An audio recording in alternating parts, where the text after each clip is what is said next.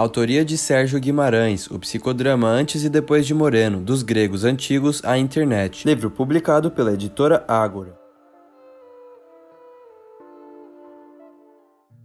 Por onde anda o psicodrama na América Latina, a Argentina e o Brasil? Na realidade, apesar do grande número de modificações descritas nesse capítulo de forma não exaustiva, a percepção pessoal que permanece até o momento, a ser confirmada ou corrigida por futuras pesquisas, é a de que o chamado psicodrama moreniano continua sendo aplicado internacionalmente com seus componentes essenciais.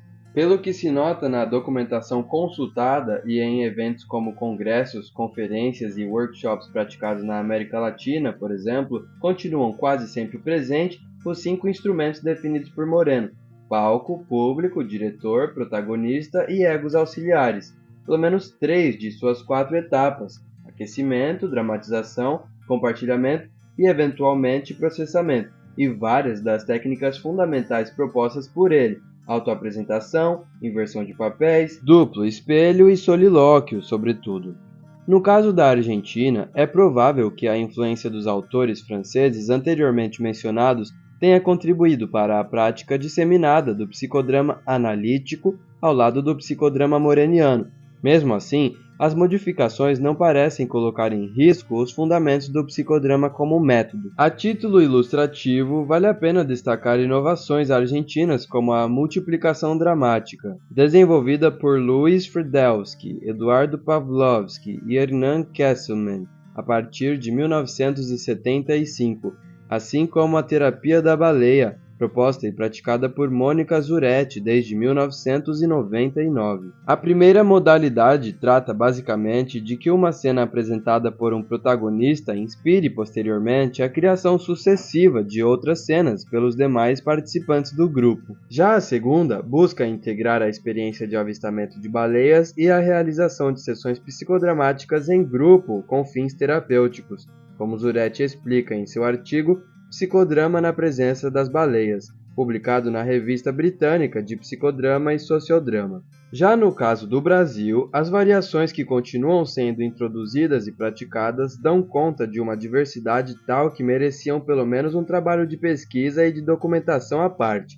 Ainda assim, de maneira não exaustiva, e antes de mencionar brevemente contribuições psicodramáticas individuais, é importante ressaltar pelo menos os seguintes pontos gerais, relativos ao psicodrama nacional. Ao contrário do que acontece na Argentina, onde o movimento psicodramático continua se manifestando de forma fragmentada, com diferentes tendências ainda desarticuladas nacionalmente, o movimento brasileiro consegue manter certa organicidade graças ao papel desempenhado, desde 1976, pela Federação Brasileira de Psicodrama, FEBRAP. Um dos aspectos responsáveis pela relativa harmonia observada nesse âmbito tem a ver com a ênfase dada pela FEBRAP a organizar tanto a conceituação quanto a formação de psicodramatistas de acordo com a visão formulada por Jacob Levi Moreno em sua obra mestra Quem Sobreviverá? Fundamentos da Sociometria, Psicoterapia de Grupo e Sociodrama. Nessa obra, Moreno havia proposto um esquema conceitual, privilegiando a socionomia como uma ciência que se preocupa com as propriedades psicológicas das populações e com os problemas comunais que essas propriedades produzem. Fiel às ideias do criador do psicodrama moderno, a FEBRAP continua atribuindo a esse conceito um papel central na teoria psicodramática. Num texto recente publicado em seu site, lê-se, por exemplo, que o psicodrama é uma parte de uma construção muito mais ampla criada por Jacob Levi Moreno, a socionomia, e mais, na verdade, a denominação da parte foi estendida para o todo e, quando as pessoas usam o termo psicodrama, estão geralmente se referindo à socionomia.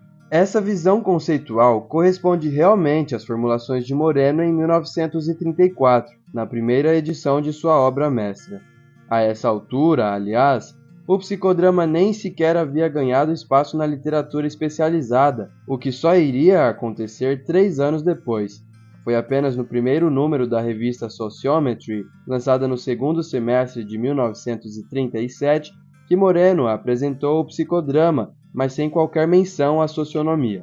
Já na segunda edição de Who Shall Survive, publicada em 1953, o termo socionomia desapareceu por completo, não sendo tampouco retornado na terceira, póstuma, publicada em 1978. Parece claro que Moreno havia abandonado a ideia de desenvolver tal ciência, preferindo dedicar diretamente maior atenção tanto ao psicodrama quanto à sociometria. Em seu livro Psicoterapia de Grupo e Psicodrama, aliás, escrito em alemão, Moreno já reconhecia que, mesmo sendo a socionomia o conceito geral do sistema, o que predominou historicamente foi o sociométrico. A sugestão é de um trabalho a ser desenvolvido no plano teórico, no sentido de atualizar a conceituação utilizada pela Federação, para evitar complicações desnecessárias. Outro elemento crítico que vale a pena ser levado em conta no movimento psicodramático brasileiro está relacionado com a tendência à concentração dos enfoques no âmbito da psicologia. É provável que ela decorra de uma predominância de profissionais dessa área no movimento psicodramático, mas não se pode ignorar a natureza multidisciplinar que caracteriza a proposta de Moreno desde o início da publicação de Sociometry. Já no primeiro número, ele deixa clara sua posição, que se aplica não apenas ao psicodrama e à sociometria, mas é um objetivo de integração das ciências sociais. Em Moreno, o mestre, abordando o período histórico que o leva a abrir o sanatório e seu teatro de psicodrama em Beacon, eu já insistia nesse ponto central à visão moreniana, mas é oportuno retomar em seus próprios termos um propósito que ele manterá por toda a vida. Trata-se da nova revista, que, segundo Moreno, é uma das muitas tentativas de reunir pesquisadores da área das relações interpessoais para permitir que o biólogo do humano receba a luz do etnólogo sobre seus problemas, para orientar o sociólogo na compreensão das peculiaridades biológicas dos grupos humanos, para que o psicólogo consiga ver a interação de fatos econômicos, geográficos e políticos na configuração do desenvolvimento pessoal do ser humano individual. Talvez, acima de tudo, a tarefa principal seja ver a contribuição das artes, bem como das ciências, para a compreensão da natureza humana, a ampliação do reconhecimento de que o homem é acessível, não apenas a partir da avenida da bioquímica e da genética, mas da avenida da linguística comparativa, da mitologia, da religião e da história das artes e das ciências. Isso é, pelo menos, nosso ideal, nosso propósito declarado. Obviamente, não alcançaremos essa integração global, mas esse é o objetivo para o qual nossas contribuições desejam apontar. A insistência em privilegiar o âmbito psicológico na aplicação do método psicodramático leva, muitas vezes, a ignorar as demais dimensões que o próprio Moreno considerava ao desenvolvê-lo. Não por acaso, esse viés psicológico explica sem dúvida a tendência a aplicar o psicodrama, isolando-o de sua dimensão sociodramática, como se fosse possível separar os elementos individuais, privados, dos componentes coletivos dos diferentes papéis. Aliás, é também essa separação entre psicodrama e sociodrama que explica as dificuldades encontradas por muitos profissionais em praticar o método do ponto de vista sociodramático, como se esse último se limitasse a aspectos socioeducativos. Ora, essa dicotomia demonstra não apenas que a dinâmica dos fenômenos sociais está sendo cortada, mas que o pensamento do próprio Moreno a respeito da unidade do sociopsicodrama vai sendo lamentavelmente abandonado. Basta retomar sua própria explicação a respeito, reproduzida em Moreno, o Mestre, capítulo 16, para que se perceba um claro desvio na aplicação do método. Sua visão sobre o psicodrama como fenômeno único, ainda que variado, fica aqui patente. A abordagem grupal no psicodrama lida com problemas privados, por maior que seja o número de indivíduos que possam constituir o público. Mas assim que os indivíduos são tratados como representantes coletivos dos papéis da comunidade e das relações de papéis, e não por seus papéis particulares e por seus relacionamentos particulares, o psicodrama se torna um sociopsicodrama, ou, mais brevemente, um sociodrama. Este último abriu novos caminhos para a análise e o tratamento dos problemas sociais. Não por acaso, a médica argentina Mônica Zuretti, uma das últimas a terem tido a oportunidade de completar sua formação psicodramática ainda com os dois Moreno, continua praticando o psicodrama em sua dimensão sociopsicodramática, o que implica, numa mesma sessão, alternar, por exemplo, entre a dramatização de papéis privados e coletivos. Voltando ao contexto brasileiro, outro aspecto que merece atenção está relacionado com a Revista Brasileira de Psicodrama, órgão oficial da FEBRAPE, que vem sendo editada regularmente desde 1994 e que, a partir de 2013, passou a ser publicada apenas em formato eletrônico. Não se trata, evidentemente, de questionar a importância desse veículo na divulgação de artigos originais, materiais de reflexão e documentos de apoio ao movimento psicodramático brasileiro. O que vale a pena ressaltar é o foco editorial concentrado no caráter científico da publicação, explicitamente definida no site da Federação como revista científica. Por mais que se considerem fundamentais as contribuições produzidas no âmbito das chamadas ciências humanas, psicologia, sociologia, antropologia ou áreas afins, não menos fundamentais são as produções artísticas, seja no campo da literatura, em prosa ou verso, do teatro e demais linguagens consideradas auxiliares ao método psicodramático. Tendo em vista a própria história do psicodrama moderno, vivida e documentada por Moreno, na qual tem precedência as atividades criativas, expressas tanto em jogos de papéis com crianças, quanto em poemas publicados pelo próprio Jacob Levy ao inaugurar sua obra literária em 1914, equilibrar espaços editoriais entre a dimensão científica e a produção artística refletirá, sem dúvida, com melhor justeza, a essência do método psicodramático.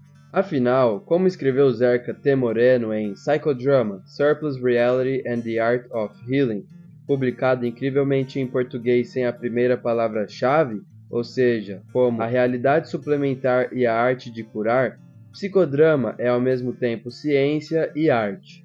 Uma última observação crítica sobre um dos fatores que, a meu ver, tem dificultado a difusão do psicodrama no país: a formação de psicodramatistas exigindo, como pré-requisito, diploma de nível superior. Há casos de pessoas que chegam a estar décadas envolvidas com tarefas diretamente ligadas a atividades psicodramáticas, desempenhando tarefas auxiliares e demonstrando interesse e conhecimento com relação ao método, sem que tenham a oportunidade de fazer os cursos oferecidos, por não disporem de formação universitária. Não se trata, aliás, de decisão acadêmica apenas brasileira. Também na Argentina, por exemplo, programas de atualização e especialização em psicodrama costumam exigir diploma de graduação. Em certos casos, chega-se a limitar a inscrição a graduados em psicologia e medicina. Esse tipo de restrição não apenas contraria o espírito inclusivo que sempre caracterizou a capacitação proporcionada desde o princípio pelos Moreno, mas também contribui para a crescente setorização de uma área que, como já discutido, é de natureza multidisciplinar. Basta mencionar o que o próprio Moreno afirma na introdução à sua autobiografia de um gênio, finalmente publicada em 2019, ao fazer um paralelo entre as possibilidades oferecidas pelo teatro e o psicodrama, no sentido de que a prática de papéis passe a ser real e visível ao mundo. Ele comenta: mas o que o teatro faz para alguns atores, o psicodrama pode fazer para todos os homens.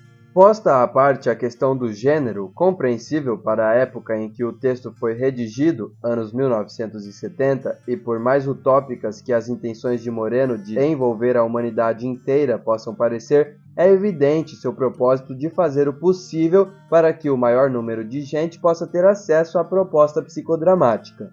Quanto maior abertura houver, no sentido de democratizar a prática do método e evitar sua elitização, melhor. A necessidade de condicionar a formação de quadros à capacitação no nível superior, a meu ver, merece ser rediscutida. Caso emblemático, aliás, é o da própria Zerka, cuja formação técnica era a de desenhista de moda.